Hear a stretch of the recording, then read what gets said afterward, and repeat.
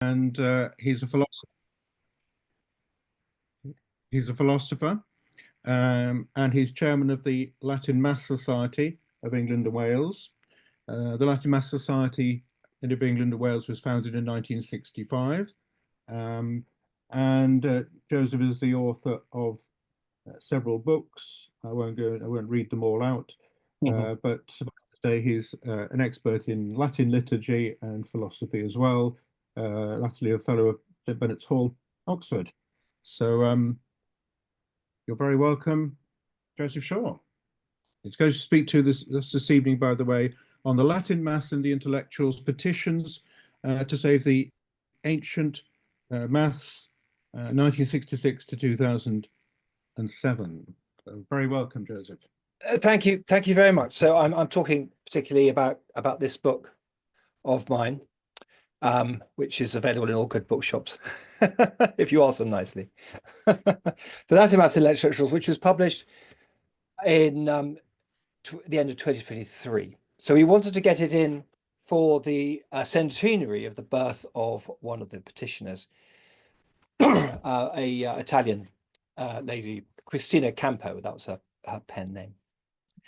And also the anniversary of the petition itself in 1966, 1971. Those are also going by. So in the book, I and my co-authors, so I've written about half of it, and various other people have contributed. We discussed the petitions, particularly of 1966 and 1971.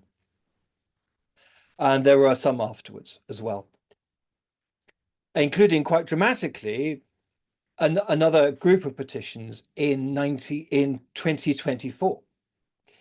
In fact, the book came out in 2023, as I just said, so I added an extra chapter after it had come out in order to cover the latest petitions, which were very impressive, actually. Particularly the UK-based one, organised by Sir James Macmillan, the composer. Now, these petitions were certainly not an exclusively British thing, but given the small size of Britain in the global church, it is striking how large a part was played by signatories from England and Wales. The 1966 petition was mostly an Italian affair, but it included the convert novelist Evelyn Waugh, the Anglican poet W.H. Auden, and the non-Catholic British composer Benjamin Britten. The 1971 petition included 57 figures who were based in, or at least passing through, the United Kingdom at that time, and whose names seem to have been gathered by a special London-based part of the operation, alongside 47 Italians, Spaniards, Argentinians, and others. The British names are particularly impressive, and the Catholic and non-Catholic artists, writers, musicians, broadcasters, aristocrats, members of parliament for the three main parties of the day, and even a brace of Anglican bishops. The 2024 UK-based petition was inspired by this and came up with a similarly glittering list.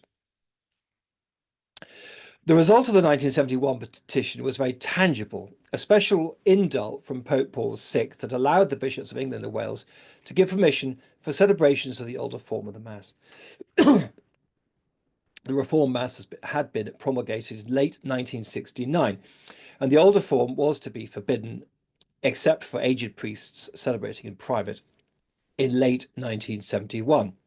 So this was in the nick of time to allow continuity. Other countries, however, had to wait until a version of this indult was made universal in 1984 to benefit from it. France might be said to have been the cockpit of the movement to preserve the traditional Mass. Italy was the key to the movement in a different way because of the importance of Rome. The United States is today the country with the greatest numbers of celebrations of the traditional Mass due to its size.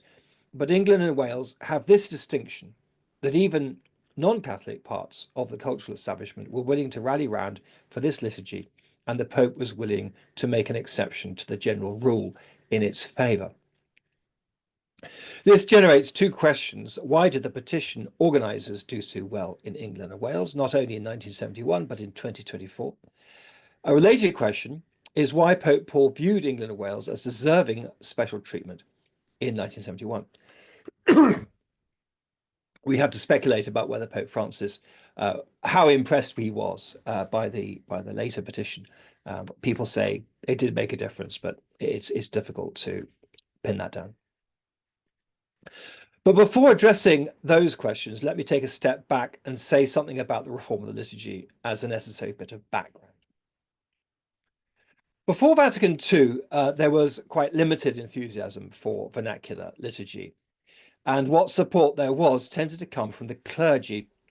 When the reform came, it was clear that it was not a matter for the people, clerical or lay, to dispute or renegotiate. So Catholics either attended it with or without enthusiasm, or, like too many of them, lapsed. Advocates for the reform at the time and since were and are concerned to make the liturgy comprehensible. They found it difficult to acknowledge, let alone to come to terms with, a liturgical experience in which word-by-word comprehension was not the central element. Let me quote an English laywoman, Miss Gillian Edwards, in a letter to the tablet in 1965. Your correspondents are all convinced that all those who love the Latin Mass must be classical scholars. This is quite untrue. Latin is so rich for us precisely because it does not tie us down to one particular meaning. When we hear the common and familiar phrases, we know if we are glorifying God, confessing our sins, or asking for mercy. Consciously, they unite us with the priest, with our fellow men, and with the whole church in space and time, praying the same words. Unconsciously, they leave us free to approach God in our own way.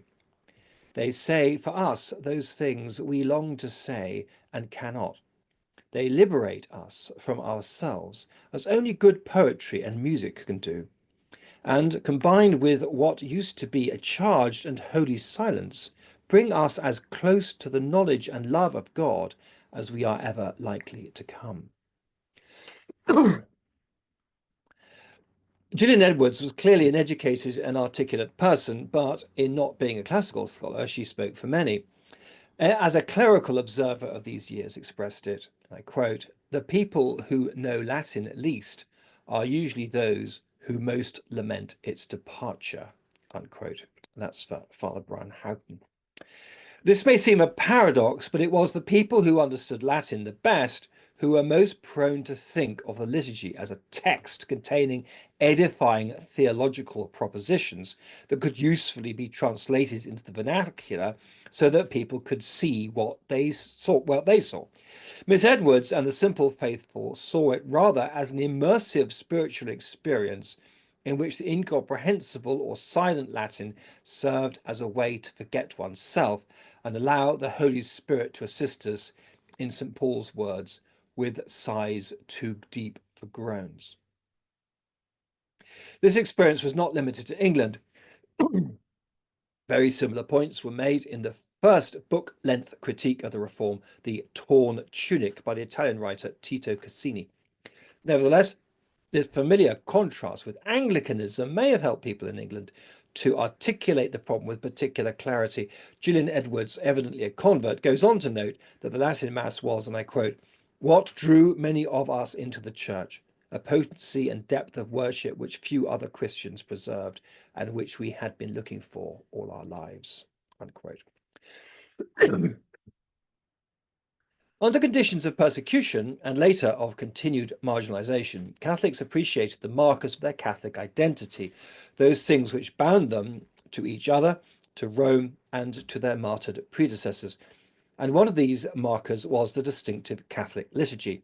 The architect of the Reform, Monsignor, later Archbishop Annibale Bugnini, wrote in his book about the Reform, and I quote, "The point needs to be made that in the United States, and especially in England, and more generally in countries with a strong Protestant majority, the introduction of the vernacular into the liturgy meant to many the loss of one distinction between Catholics and Protestants, of a sign of their attachment to Rome in the face of Protestantism. For these people, the Reform meant the collapse of a world and the practical acceptance of views until then regarded as heretical," unquote. So that's Pugnini, who obviously is in favour of the reform. The idea of the liturgy, excuse me, as something setting the Catholic community apart and connecting it with her past was well expressed by the celebrity convert Sir Arnold Lunn, who was later the first president of the Latin Mass Society. Writing long after the liturgical reform in a book about his conversion published in 1936, he said, "Prayers mature slowly as the centuries pass. The memory of the dead passes into them. They take influence from the saints and martyrs on whose lips they lingered. They are part of our spiritual estate." Unquote. Among those who protested most vigorously about the reform were many converts, who were particularly numerous in England in the early 1960s. On converts, allow me to quote a passage from the book. Of the 24 signatories in the Times list of UK-based petitioners, 8 were converts, including the best known of them, the lapsed convert Graham Greene, the artist and poet David Jones, the Scottish writer Compton Mackenzie, and the writer Malcolm Muggeridge. Of the 3 English signatories of the 1966 petition, the convert Evelyn Waugh was the only Catholic. In addition to these, Joseph Pearce notes the views on the reform of many of the subjects of his book, Literary Converts. Christopher Dawson, the historian who died in 1970, was a fierce critic of the reform and a staunch defender of Latin. The novelist Antonia White was shocked by liturgical abuses and complained of the lack of silence in the Reformed Mass. The dramatist Robert Speight praised the Second Vatican Council in his 1970 autobiography, but was appalled by what he called the vernacular liturgy, popular and pedestrian, intelligible and depressing, which has robbed us of much that was numinous in public worship. Unquote. Alec Guinness, who was asked but declined to sign the petition, nevertheless exclaimed in his 1986 biography, Blessings in Disguise, that while he liked the reform in principle, the translations were of what he called a supermarket quality, which is quite unacceptable, unquote, contributing with such practices as handshaking and queuing to give the Mass the general tone of what he called a BBC radio broadcast for tiny tots. End of quotation for the book.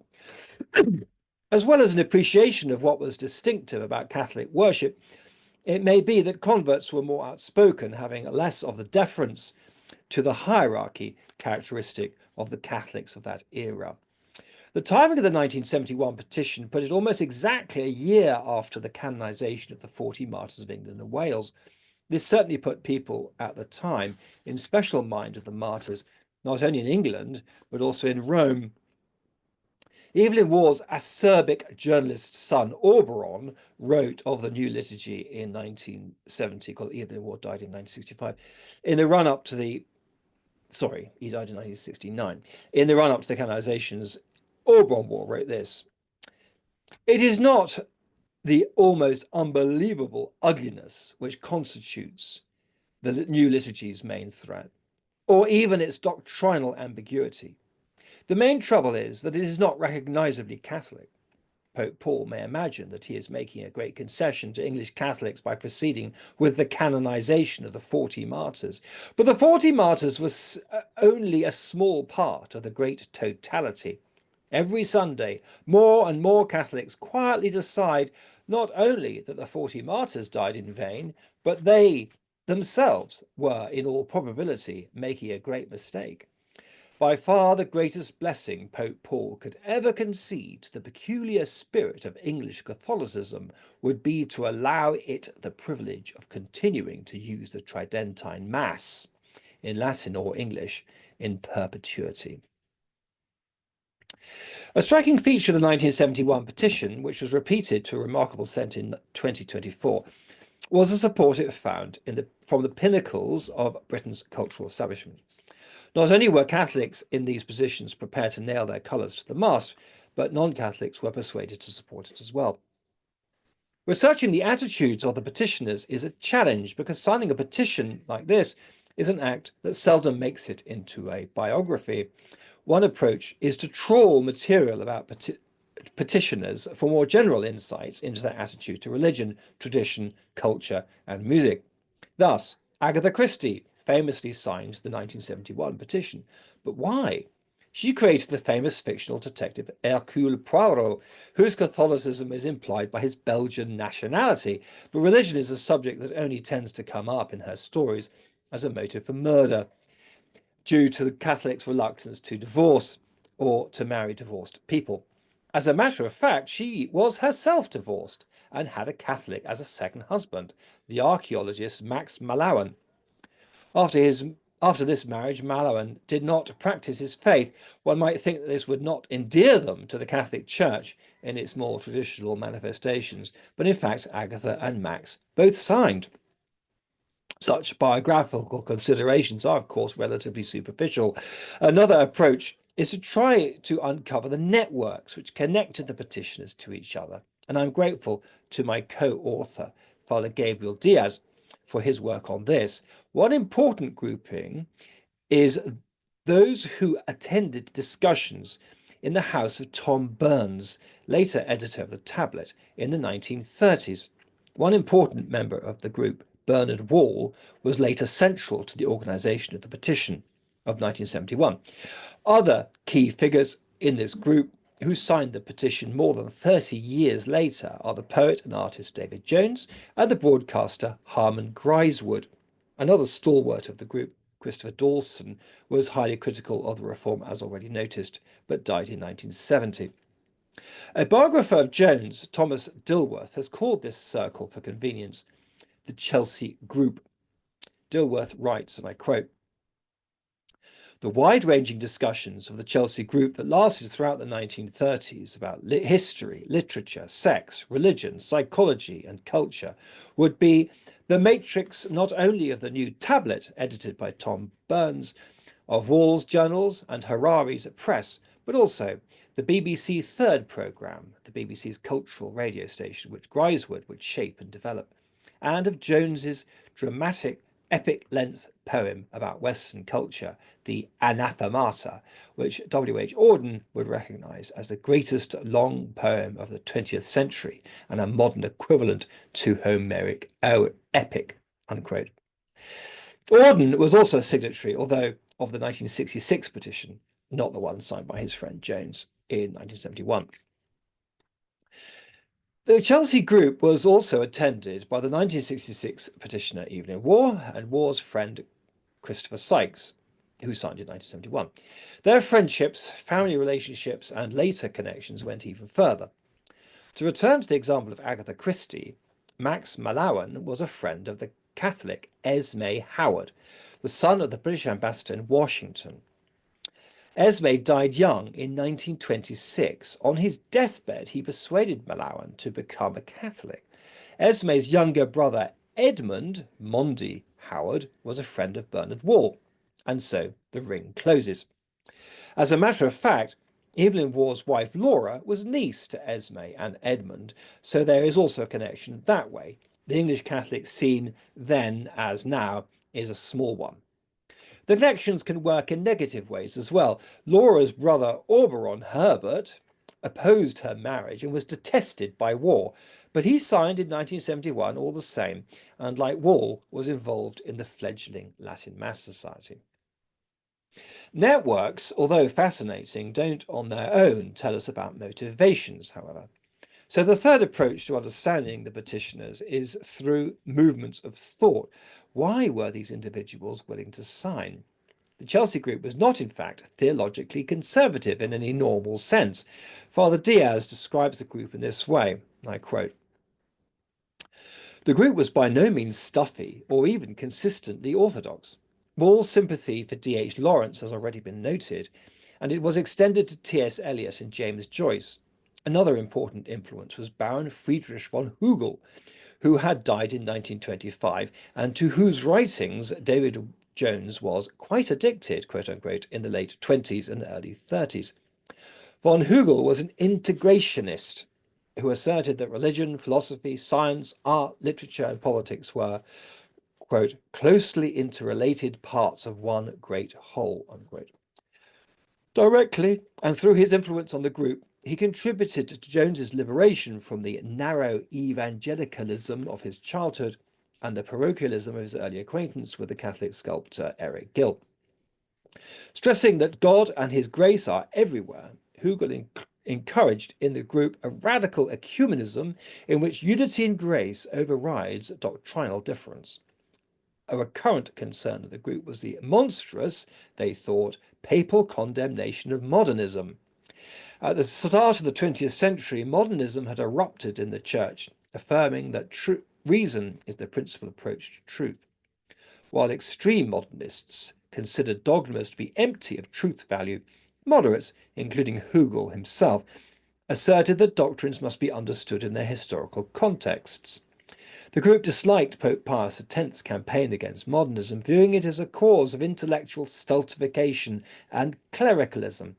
Traceable to the Counter-Reformation and worsened by Pius IX, Catholic institutionalism was no better, they thought, than its Soviet counterpart. Both devalue the person and idealize the party by rewriting history. Only hypocrisy, they thought, sustains Catholic moral self-esteem. So far, Father Diaz.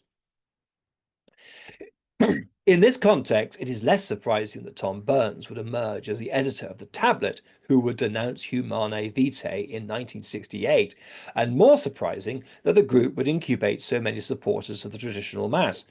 Bernard Wall expressed his attitude to the reform in this way in a book published in 1969. I quote from Wall: "In those days, talking about the past, liturgical reform meant the exact opposite of what it has come to mean since the Second Vatican Council. It meant a purging of the liturgy of hideous accretions, sugary 19th century hymns and their counterparts, mass-produced statues, but also restoring it to the pristine purity of Latin chanted in the Gregorian manner." So that was Wall. The artistic defenders of the traditional Mass, whether they flirted with Teilhard de Chardin, Wall was an early translator of him into English, defended the modernist theologians, appreciated D.H. Lawrence, or, on the contrary, were robust defenders of Holy Mother Church, like Evelyn Waugh, were all ferocious opponents of the inauthentic, of cant, of prissy nonsense, of the mass-produced and the second-rate. In order to understand them, we need to go into the question of artistic modernism. In this section, I'm going to quote extensively from the book between pages 288 and 292.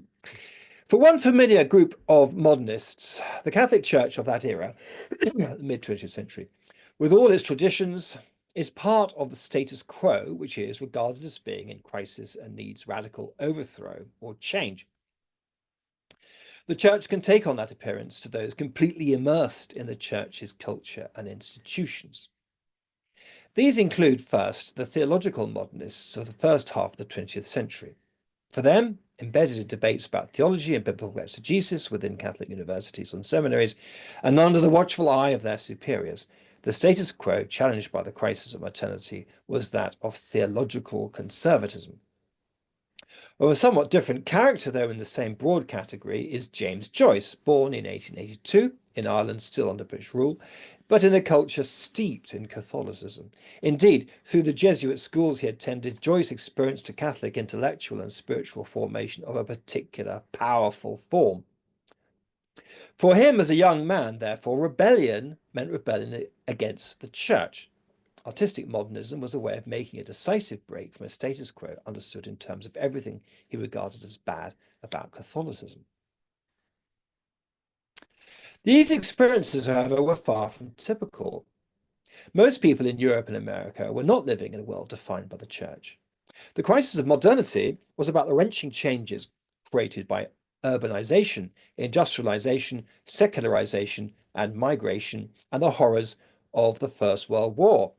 My co-author, Eric Tunning, summarizes the view of another scholar, Roger Griffin, defining modernism as, and this is a quotation from Griffin, a revolt against a late 19th century modernity, increasingly constructed by artists and intellectuals, and after the First World War by much of the broader public, radicalized by unprecedented carnage in Europe, as decadence, unquote. Whereas for theological modernists and anti-Catholic artists like Joyce, modernism looks like the embrace of modernity and a rejection of tradition. Others understood it as a revolt against modernity. This may, and as we shall see often did, take on the form of a counter-revolution, an attempt to restore aspects of pre-modernity. Certainly, these artists joined in the rejection of the artistic forms of the previous era, but for them it was a project of stripping away conventions associated with modernity. The connection is easiest to see by reference to mass production for the new middle class of the late 19th century, characterized by bad art seasoned with sentimentality. Rejecting modernity, then, could be a way to create space for an older and more authentic tradition, like Gill's reconnection with the medieval artistic tradition. Others, however, rebelled against modernity while continuing to use modernist artistic styles. One example of this is the poet E. Cummings, famous for his eccentric use of capitalization in his poem Jehovah Buried, Satan Dead. The target of his polemic is the mass-produced amoral conformity of the modern world. And I quote these phrases: "Fearers worship much and quick, gadgets murder, squawk and add. The cult of same is all the chic, hates a game and loves a phi upsilon kappa." The final stanza still comes as a shock. "King Christ, this world is all a leak, and life preservers there are none, and waves which only he could walk, who dares to call himself a man." In a similar way, the Four Quartets, written by T.S. Eliot after his conversion, is a profoundly Christian poem, a modernist work of art at once technically brilliant, beautiful, and the expression of traditional spiritual values. It represents Eliot's solution to the problem of modernity, which was expressed in pessimistic terms in Prufrock and then in a more complete way in The Wasteland. Some of Eliot's modernist artistic friends were appalled to read these lines of the Four Quartets, which refer to Jesus Christ. "The wounded surgeon plies the steel that questions the distempered part. Beneath the bleeding hands we feel the sharp compassion of the healer's art, resolving the enigma of the fever chart." These competing understandings of modernism point to a far more complex and nuanced picture than first appeared. The term modernism is, for Catholics, indelibly associated with a theological movement that sought to overturn theological and liturgical tradition as inadequate to the demands of modernity, a movement combated by Pius X and in some ways vindicated following the Second Vatican Council. The perspective of those outside the Church's clerical establishment is usually rather different. Artists with an interest in religion who adopted modernist forms in the course of the 20th century could do so for the same reason that an earlier generation of Christian artists had revived medieval techniques in order to repudiate the regimentation and mass production of industrial society. The ancient Catholic Mass is a remarkable pre-modern survival into the modern world. From a spiritual point of view, those able to experience it at the centre of a Catholic community in the mid-20th century, and indeed since then, were able to witness not something like an ancient building inhabited by modern people, but rather something like an ancient village with its bustling denizens in the middle of a modern city. It was not simply a piece of art from another era, but a form of life, a spirituality, with the power to transform those who engaged in it, utterly at odds with the soul-crushing conditions of modernity. For the modernist artist, sick of chocolate box art, conventional, stale, and sentimental, this liturgy was not part of what needed to be overthrown, but an ally of incomparable power. End of quotation for the book. The attempt to make the liturgy more appealing to what Pope Paul VI described as modern man could not escape the problem of modernity. On the one hand, modern manufacturing and communications are displacing traditional crafts, forms of communications, and relationships. On the other hand, both among artists and among ordinary people, this process generates a reaction, and one might think that the Catholic Church, above all in her liturgy, should be on the side of the lasting, the contemplative, the mystical, and the deep, and not the side of what E. E. Cummings called the much and quick. This is a worldwide conflict, and indeed support for the traditional mass is found worldwide. Young Chinese Catholics searching for recovery of their own their ritual culture, young African Catholics wanting to get away from the cheap commercialism promoted by American evangelicals, and the young people of European heritage intrigued both by the mystical medievalism of Tolkien and the fidelity of the and dynamism of the Counter-Reformation, as well as by the reactionary modernism of Eliot and Auden. In the final section, I want to return, however, to the question of England and Wales, because despite these worldwide echoes, the fact remains that in 2024, as in 1971, it was undeniably in this country that the most impressive petition emerged. In the appendix to the book, I return to this question, I shall read a final passage about it. The explanation for the friendly interest of prominent non-Catholics in the traditional Mass must be sought in the place of the Catholic Church in British society in 1971 and 2024. The British community can be best described as an integrated and yet distinct component of British society. Unlike in previous centuries, it is not dominated by certain socio-economic categories, such as Irish immigrants, nor is it linked to particular professions or political allegiances, nor is it openly persecuted. Catholics are able to get a good education in both the independent and state sectors, rise in their professions and flourish in business, and are found in all major political parties. They are then diffused through British society, and yet they remain distinctive. The main reason for this seems to be that though the rules around divorce, contraception, abortion, and end-of-life issues are widely ignored by Catholics, the rules are still remembered by non-Catholics. The situation is well summed up by a remark of Cherie Blair, the Catholic wife of Prime Minister Tony Blair. Quoting Cherie, "People seem to be quite shocked that perhaps a Catholic girl even uses contraception," unquote. As Mrs. Blair suggests, this shock is outdated. Practicing Catholic women do have more children than secular women, more than 0.5 extra children on average. But the popular image of large Catholic families is more a reflection of a bygone age. The Catholic liturgy is another example of how non-Catholic perceptions have been slow to catch up with reality.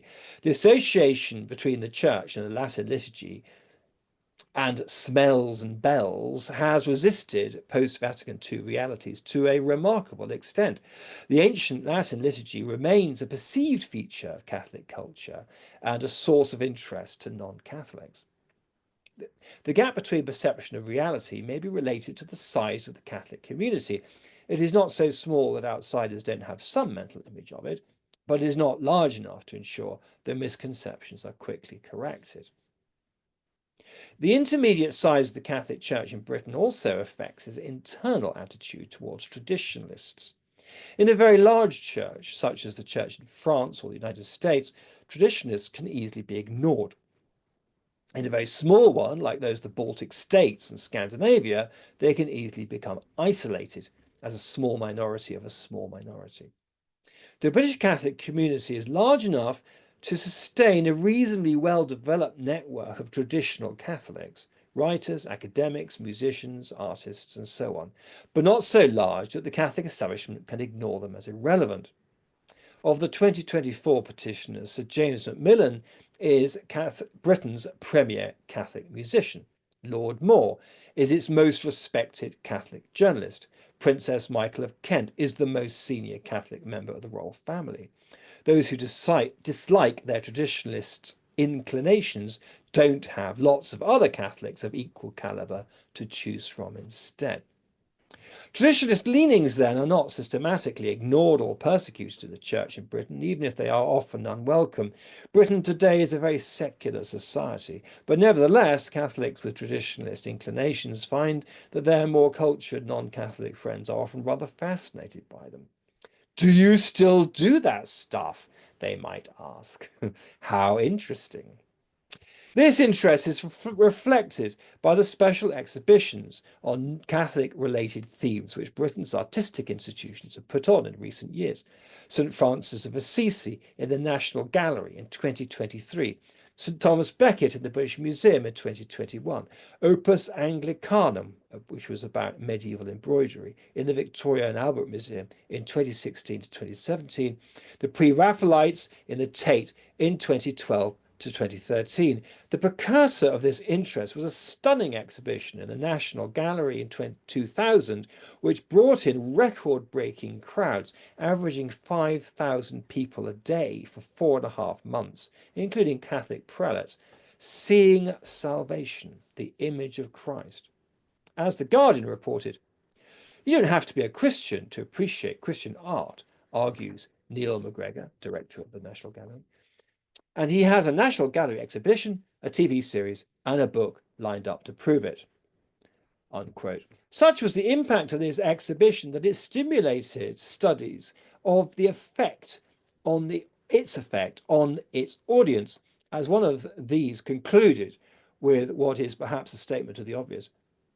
Modern secular audiences can engage with Christian art at an emotional as well as a purely aesthetic or historical level. Traditional Catholics indeed are very familiar with the way that the Church's traditions can draw people in. The curators of the Opus Anglicanum exhibition discovered this by chance. That's another quotation from a newspaper article. For the first time in decades, the museum has dared to use Latin in an exhibition title. We were a bit worried that people would find the title baffling, said co-curator and textile expert Claire Brown. Older people thought that younger people would find it off-putting, but in fact, younger people thought that it was mysterious and exciting. Unquote. End of quotation for the book. So, just a short conclusion. I would like to draw the threads of this talk together rather briefly. First, a significant portion of the British artistic establishment, both Catholic and non-Catholic, rallied round in support of the traditional Mass since 1971 and again in 2024, because they recognised the ancient Mass and the music that accompanies it as a priceless artistic treasure. This is not something separate from a spiritual evaluation of the liturgy. It is rather an indication of the spiritual engagement of artistically sensitive people to an object whose values are expressed through art. Nor is this reaction limited to people of education and high culture, though it is natural to go to intellectuals and celebrities to speak for the wider community. Second, the fact that England is a non-Catholic country may well have sharpened the issue for Catholics in 1971, but the integration of the Catholic community in the wider society meant that Catholics were both able to hold important posts in the cultural world and to influence and befriend non-Catholics. Non-Catholics in turn were and are aware of the Church as a cultural phenomenon, thanks to the non-trivial size of the Catholic community. This same issue of size has meant that Catholic traditionalists have not been ignored or marginalised in the country as they have been in some others. A final aspect I have not mentioned up to now is the relationship between Pope Paul VI and Cardinal John Carmel Heenan. Annibale Bugnini lays some stress on this in explaining why Pope Paul was willing to make a concession for England and Wales that he was not willing to make for any other country. This is certainly significant, though to some extent it throws the issue back onto the other factors. Why was Cardinal Heenan of England willing to intercede as he did for the traditional Mass for his people, and why was the intervention of an English cardinal acceptable? Then again, whatever his personal qualities, Cardinal Heenan wasn't able to do the same thing for us in 2024. There are moments of this renewed crisis, some portion of Catholics, great and good, again join forces with Catholic artists and others to protect something that is part of our shared heritage.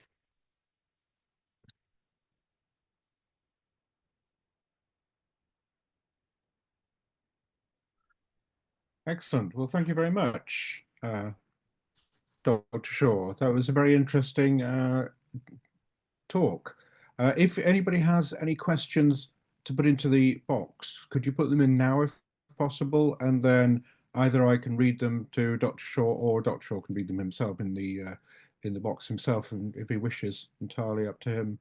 But any questions anybody would like to put into the box at all there? Of course, the Latin Mass has been in the news in the last few years in Catholic circles with Traditionis Custodes, the apostolic letter of our late Pope, which has caused some interest among many Catholics and a lot of discussion over the future of the Latin Mass. And interesting attitudes among some Catholics towards the Latin Mass. Some of the older generation saying, "Oh, it's old-fashioned and we don't want that sort of thing," and a lot of the younger people saying, "It's fascinating, it's interesting, it's new, it's different, it's sort of curious and maybe slightly exotic even, or almost." And I think there's a lot of interest among some young people, I am told anyway, in the Latin Mass. And certainly Latin Masses encourage people to come long distances to attend them. Certainly when we had Latin Mass in our little church in Heath in Oxfordshire, we had people coming from 30 miles or more away on a Sunday to attend it. So that was quite interesting. I'm told also there's a lot of interest in the Latin Mass in China as well. It seems to be very popular among some Chinese people who seem to have kept to the traditional Mass or to traditional Catholicism in a way that many in the West did not in the 1970s, 80s, and 90s, perhaps. The Novus Ordo was not introduced into China until 1990. Right. Oh, interesting. Because of the problems of the Chinese church being persecuted and the state-sponsored version of the church and so on. So then, in some ways, they're 20 years behind us. Which is not a bad thing in some ways, because they've missed out. Yes, they can leapfrog some of the problems. We say. So be careful what I say there. But yes. So we have a question here. Do you think that there is an increasing interest in the history of Catholic traditionalism in England and Wales? I would personally say I think that is the case, but what do you think? Well, the history of Catholic traditionalism. Well, I hope so, because I've got a book to sell. But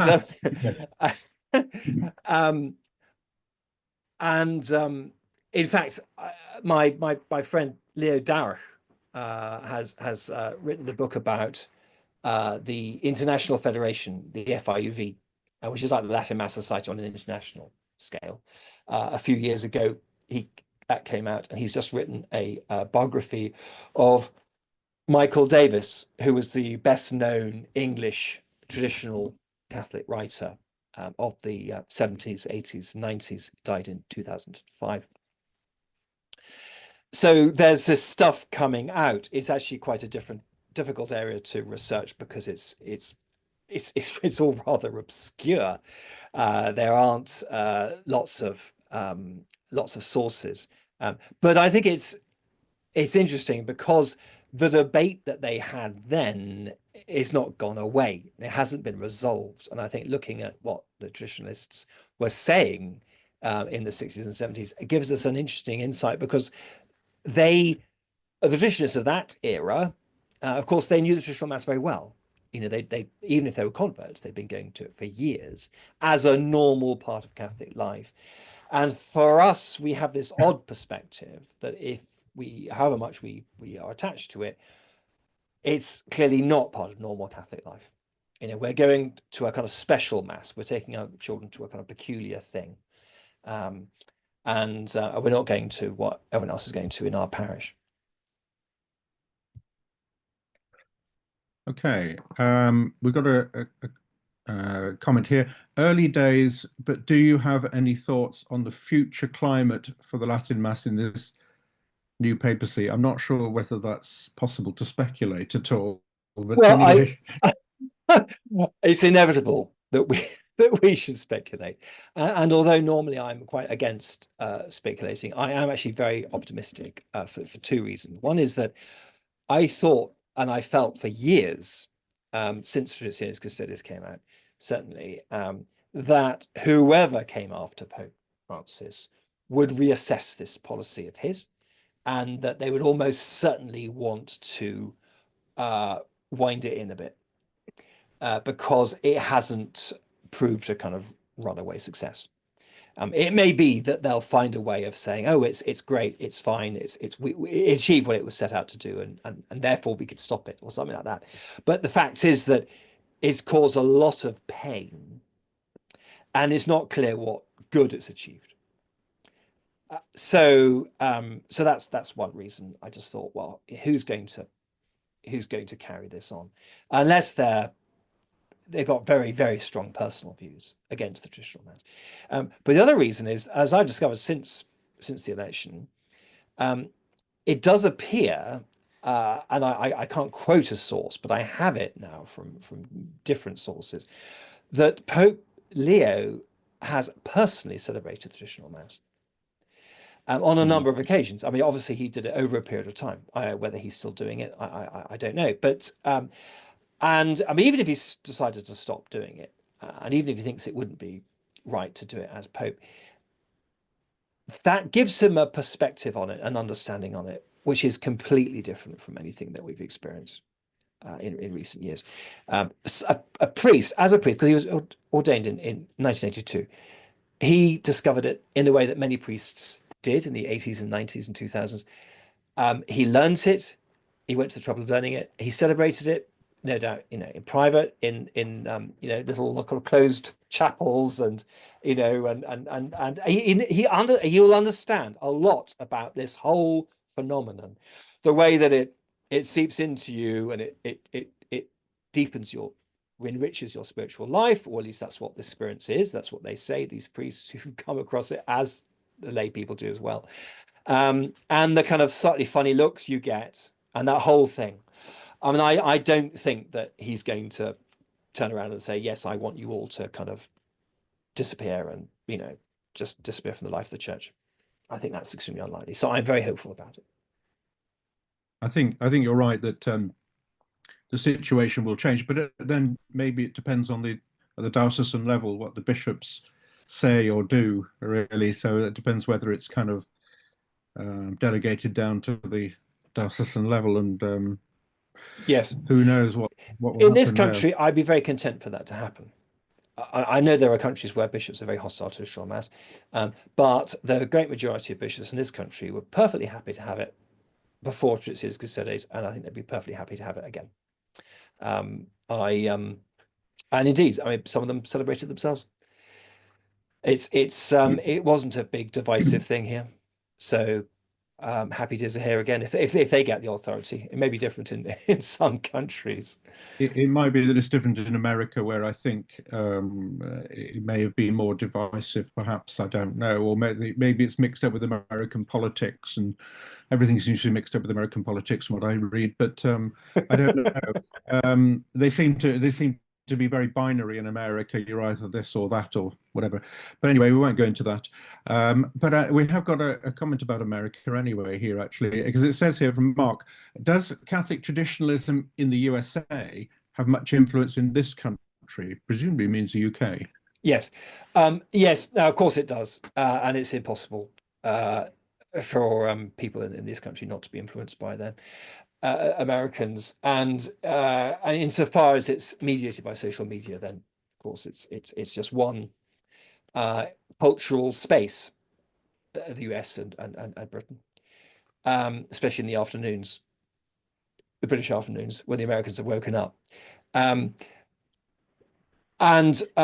it's not. Of course, it's a mixed bag, because the Americans are, will have a range of views, and by comparison, the United Kingdom is very, very small. Numbers of figures are relatively small here.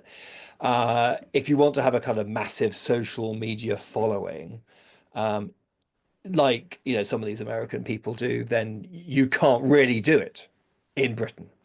You have to either extend your appeal to the United States, or actually physically go there. So we see, conservatives of any kind, political conservatives, traditional Catholics, who want to kind of make a big splash. You see them crossing the Atlantic. So, like, well, there are various examples I won't mention, but on the other hand, a traditional scene in America is not centralized at all. It's totally locally organized, which means that there are no kind of major national figures. So I'm the chairman of the Latin Mass Society, and that's sort of something. It's not a kind of, I'm not exactly a household name, but I do get rung up by journalists sometimes if they want to comment on the traditional Mass because it's topical. They'll get one from me because they Google it and I pop up. Where there's no one equivalent to me in the United States. There are commentators, there are clergy, of course, but it's a bit different. So I think that we have actually a surprising amount of influence going the other way as well. Interesting. Yeah, it's interesting. I didn't realize there was no kind of American equivalent of the Well, there Latin is, Mass but Society. it's not significant. Oh, I see. Yeah. I see. Okay, as you say, I think sometimes it's linked up with politics and that sort of thing, and sort of things of that sort, perhaps. So we've got a comment here from Laura, who I know is American. Initially, Dr. Shaw said past interest in the Latin Mass was based on seeing the Latin Mass as either text or experience. Which do you think motivates current interest, given such a lack of community and communal experience in society in recent years? Well, the distinction I made was between the liturgical experience of ordinary Catholics who might have a hand missal but might not. And if they did have a hand missal, they wouldn't necessarily have their noses in it all the time. And that was a contemplative experience of something that was mysterious, otherworldly. And you have lots of, it's very easy to find people in literature and sociological studies and talking about that. So I wanted to contrast that with something that the much more, the more educated, extreme of Catholics, so mostly clergy, but some lay people as well, whose Latin was good enough to understand the texts pretty quickly, or who spent a lot of time looking at the texts, maybe liturgical commentaries, which were very popular. Now, obviously, there's not, they're not mutually exclusive, these two things, but nevertheless, there is a way of getting into the texts of the traditional Mass by people in the early 20th century, which led them to think of it as text. And they wanted people to understand the text because it was a text. But it's not a text. A liturgy is not a text. A liturgy is an activity. And the ceremonies, for example, the music, the smells, even, the experience of kneeling, all those things contribute to this. And there's a sociologist called Anthony Archer who comments, it was a cruel fate that led sociology to discover non-verbal communication just after the promulgation of the Novus Ordo in 1917. So the 1970s was an era in which sociology caught up with the fact that people communicate not just through words. So now today, there's a lot of people, who want to promote the traditional Mass. They say, well, let's get out these old books, the liturgical commentaries, the hand missals, and so on. And of course, they're great, these books. They're very informative, and it can be fascinating, and it can enrich your experience of the traditional Mass. But it's still the case that most people who go into the Mass, they don't sit there looking at a text or trying to understand a text. They go in and they have this experience. And again, you could read this, just as you could read it about people in the Catholics in the 20th century. If you read what people say about their experience, my first Latin Mass and stuff, you put that into YouTube, for example, you find all these people talking about, oh, I just went to a spiritual Mass, and what was it like? And they start talking about how it was a bit weird and mysterious and intriguing, and it kind of brought out feelings and responses in themselves which were things they hadn't anticipated, things which moved them, and that's it, and it can't be emphasized too much. This is not a movement of classicists who kind of understand Latin and kind of get a kick out of these beautifully expressed ancient Roman collects. I mean, the Roman collects are beautifully expressed, and it's great if you learn Latin and get into all that stuff. But and I don't want to say that's not what the Mass is all about, because obviously that is an aspect, it's an important part of it. But it's you can experience it at your own level. And indeed, the emphasis has to be on the experience.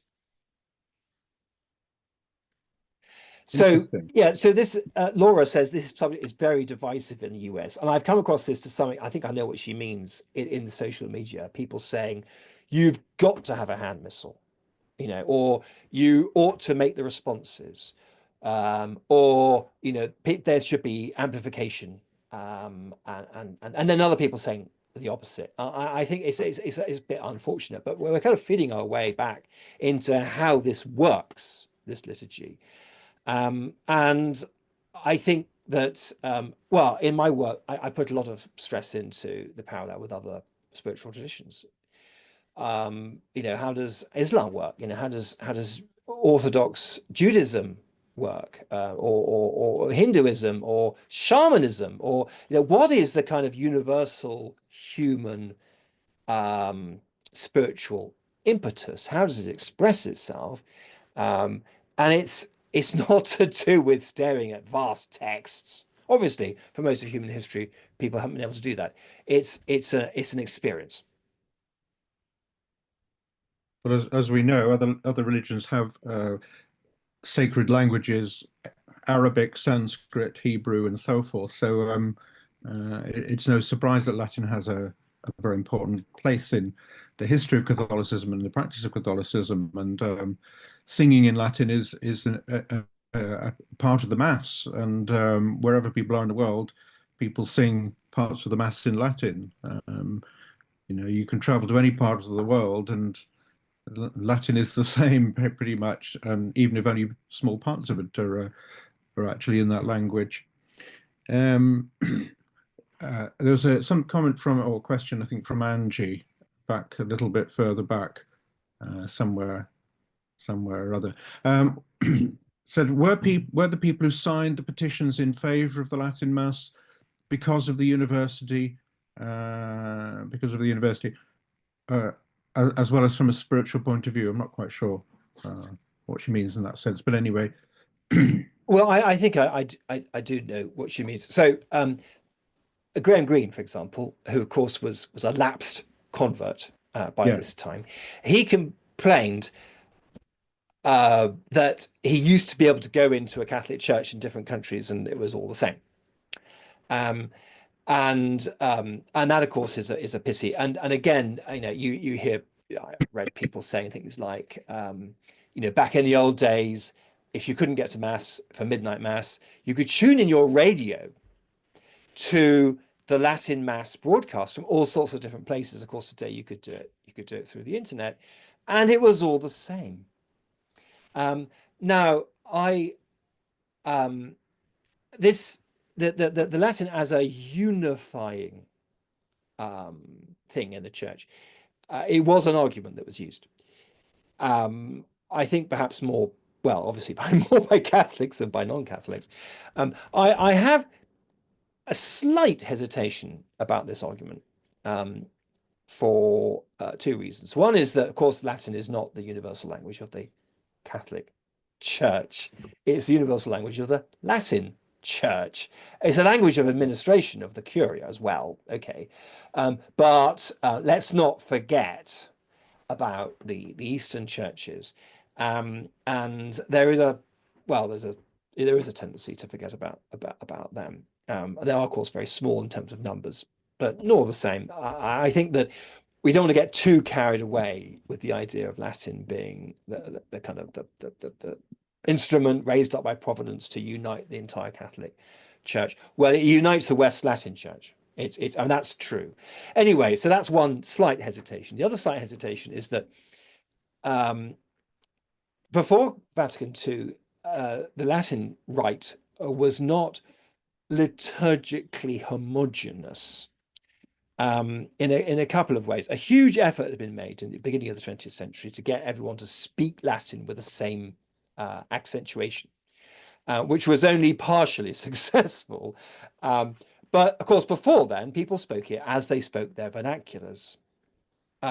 So it would have sounded quite different. But the other thing is that there were different liturgical books. So even in this country, you could have gone to, obviously, the Roman Rite, but you could also have gone to the Dominicans. They have their own rite, and so did the Premonstratensians, the Norbertines, and the Carthusians, and the Carmelites. That's 5 different missals just in this country. And of course, abroad, there's the Milanese Ambrosian rite, there's the rite of Braga, there's the rite of the Mozarabic rite, and so there are really quite a few. And one of the things that I find interesting is that obviously everyone knows this, everyone knew it in the old days, but somehow it didn't matter. I've never come across anyone saying that it was inconvenient or annoying that they went into a church and they suddenly realized it was the Dominicans or something, and they didn't have the right, book or something. And it reminds me, in fact, experiences of, travelers in the Middle Ages, like Marjorie Kemp. So she went off and she was an extraordinary woman in the 14th century. She traveled to the Baltic. She went on pilgrimages to the Holy Land, and she wrote all about it. And she experienced all these different liturgies, because in those days there was even more quite distinct Missal in England and in France and in Italy and in Rome. And she was very impressed by the liturgy found, for example, in the Holy Land. Everyone goes to the Holy Land and think, wow, it's amazing. there we are, the Holy Sepulchre, and the stuff they do there. But she never said, oh, it was a bit annoying that it wasn't the same. And I think that there is a difference. People often say that the rites of France, the Gallican rites, were more flamboyant. And there's some truth in that. But nevertheless, I think that there's a unity of ethos, of spirituality, which meant that when people experienced these different rites, actually, it didn't bother them.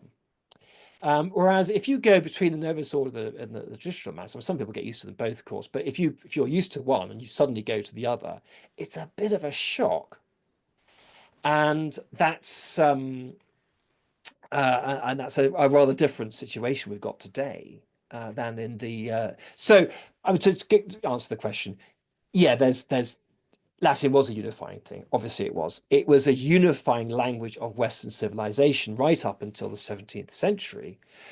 But let's not go overboard on the kind of unity of the liturgy. And there wasn't just one mass. I mean, most of it was the same. I mean, these different rites, they weren't that different from each other, but they weren't identical either. And the idea that the church has got to have exactly the same in every church, is actually, it's not. That's not the historical experience of the history of the church. As we know, in the medieval period, there were many different local rites, weren't there? In Britain, in European continent, and so on. The Sarum rite was probably the most common one in southern England, at least. The York rite, and so on in the north, and so forth. And there were variations between different areas, and also in how it was done as well, because the Sarum rite was very complicated and designed to be carried out at a cathedral such as Salisbury, but in a small parish church in a little village, it would have been a very different matter altogether, I would imagine. So yeah, so these local rights existed, and even past the Council of Trent, they weren't banned. They just kind of faded away mostly, I think, as far as I can tell. And I don't think it's actually wrong to actually have a Sarah Mass, and provide you have canonical permission or something of that sort to do that. I have heard of that happening in Oxford before now. And there's quite a bit of interest among some Anglicans as well. I was reading something recently about an Anglican communion service, which it just seemed interesting that some people do show an interest in the medieval period and connection with Latin as well among Anglicans. Which is an interesting thing. Do you want to just briefly mention your LMS pilgrimage at all? Walsingham. The Walsingham one, yes, yes. Yes, that's right. So in August we go, we walk to Walsingham from Ely, and because that's only 56 miles, some people walk an extra 18 miles before it starts from Cambridge, and because that's not far enough, some people walk from South London, starting on the previous Sunday, and this is very much an example of reviving a medieval practice. And in fact, it's reviving a revival of a medieval practice, because what we're doing is very consciously in a continuation of the work of the Guild of Our Lady of Ransom. So as with so many things in the church, the shrine at Walsingham begins to be restored at the beginning of the 20th century. The Guild of Our Lady of Ransom does this massive walking pilgrimage from London, getting going in the middle of the 20th century. And it all kind of just goes south a bit in the 70s and 80s and 90s. And then it's revived, at least in part by people attached to the traditional mass.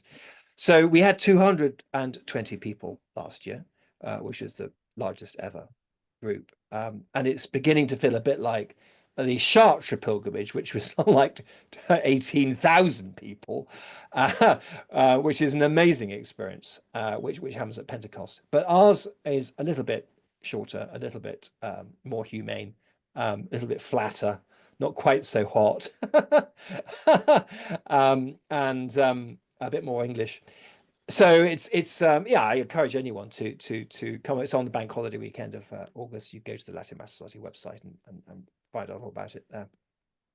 The Chartres pilgrimage is proving very, very popular with young people, average age of about 20, I believe, for the Chartres pilgrimage. And as I say, they have to limit it because it's so popular, which really underlies the interest of young people in the traditional mass, I think, which the Vatican obviously does recognize in some shape or form, at least.